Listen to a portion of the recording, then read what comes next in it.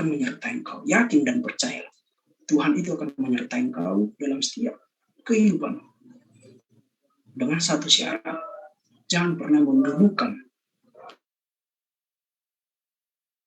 dalam kehidupan melalui Roh Kudus.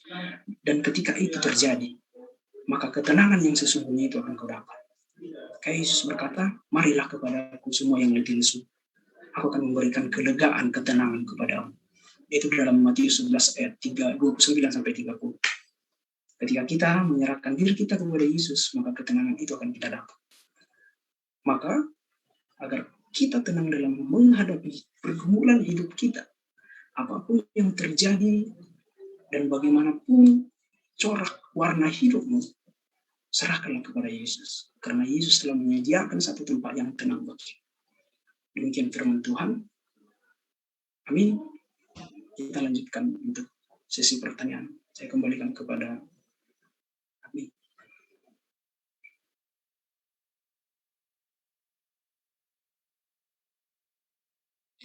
Baik, terima kasih untuk firman-Nya, untuk sharing firman-Nya. Mungkin teman-teman di sini ada yang bertanya atau memberikan tanggapan atau memberikan saran. Sedikit ya, ini luar biasa sih renungan Oh ya, hari ini. silakan Bang Daka. Oh, perkenalkan diri dulu, Bang.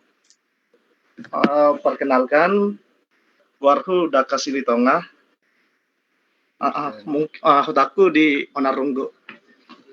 Oke, ini firman Tuhan malam ini kan luar biasa ya. Di Ulangan 31 ayat 8.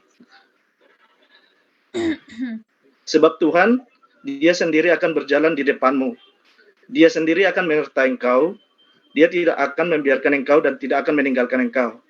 Janganlah takut dan janganlah patah hati. Nah, firman ini, aku dapat menarik kesimpulan lah di malam hari ini, bahwa Tuhan itu sebenarnya maha hadir, gitu ya. Kalau nggak salah ya, Tuhan itu maha hadir. Dia selalu ada lah, gitu. Nah, kita mungkin ini sebagai sharing, bisa juga sebagai pertanyaan juga, gitu. Nah, kita kan manusia tadi disampaikan, kalau nggak salah disampaikan Amang Simiduk, bahwa manusia itu kemampuannya terbatas kan, terbatas.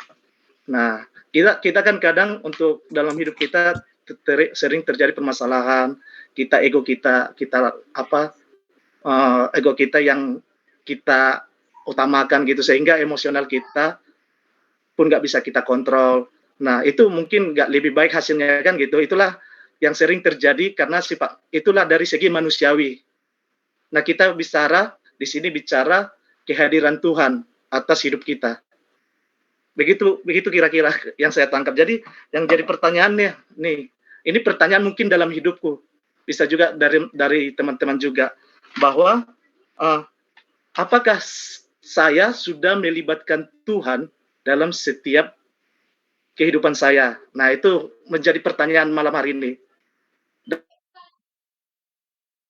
Untuk menyambungkan ini, mungkin kan untuk menjawab itu mungkin diri masing-masing. Nah, itu mungkin bisa kita jawab masing-masing, tapi yang menjadi sharing atau pertanyaan untuk Amang Miduk yang mungkin bisa dibagi ke kita, bagaimana supaya kita ini selalu melibatkan Tuhan gitu. Jadi kita bisa dapat menyampingkan ego kita dapat berpikiran kita, supaya loh, aku kayak gini, ada masalah ini, seharusnya Tuhan loh yang di depan gitu, bukan kemampuan saya gitu. Gitu. Kira-kira seperti itu, Mang.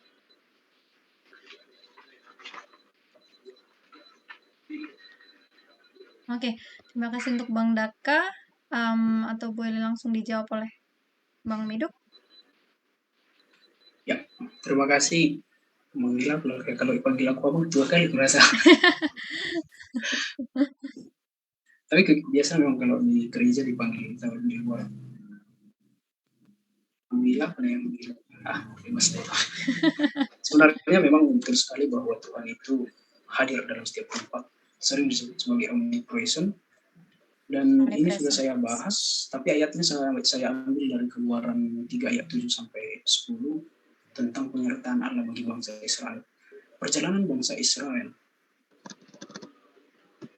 keluar dari tanah Mesir menuju tanah perjanjian, di situ kita akan melihat bagaimana penyertaan Allah, bagaimana bentuk kehadiran Allah pada saat itu.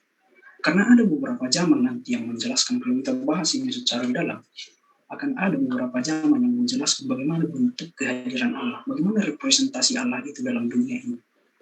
Yang pada saat ini, kalau pada saat ini, itu hanya ada pada Roh Kudus, penyertaan Roh Kudus sebagai orang ketiga dari Trinitas.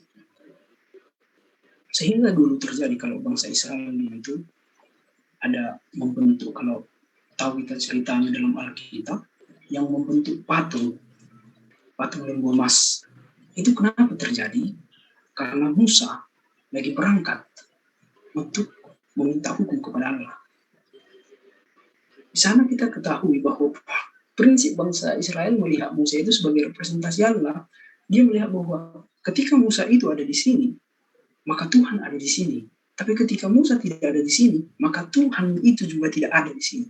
Sehingga mereka menyuruh Harun untuk membentuk satu representasi Allah, yaitu lembu emas, sehingga mereka berdosa pada saat itu. Kenapa? Kekhawatiran, ketidaktenangan. Itu masih kembali pada topik kita pada malam hari ini. Kekhawatiran itu yang selalu membuat kita jauh dari Allah. Dan juga berbicara tentang pertanyaan yang pertama itu, bagaimana saya melihat itu tergantung kesadaran diri kita sendiri.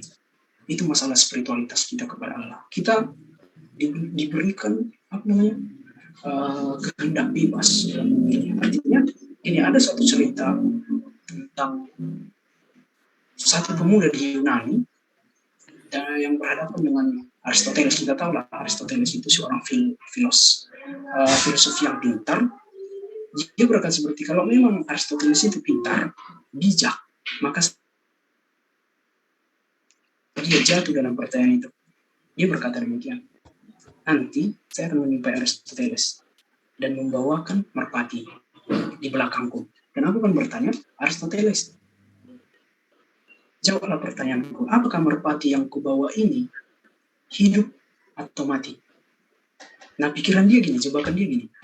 Ketika Aristoteles nanti berkata mati, maka dia akan menerbangkan burung itu. Artinya Aristoteles salah. Tetapi ketika Aristoteles berkata burung merpati itu hidup, maka dia akan mematahkan Recording in progress. This meeting is being recorded. Dia akan mematahkan leher merpati itu. Dia akan mematahkan leher merpati itu sehingga merpati itu mati. Itu yang dia pikirkan. Nah, datanglah dia kepada Aristoteles, dijumpai. Aristoteles, kalau kau memang benar betul-betul orang yang bijak, sekarang kutanya sama aku membawa burung merpati di belakangku. Apakah ini hidup atau mati? Tanpa dia sangka, Aristoteles itu menjawab, hidup mati burung merpati itu ada di tanganmu.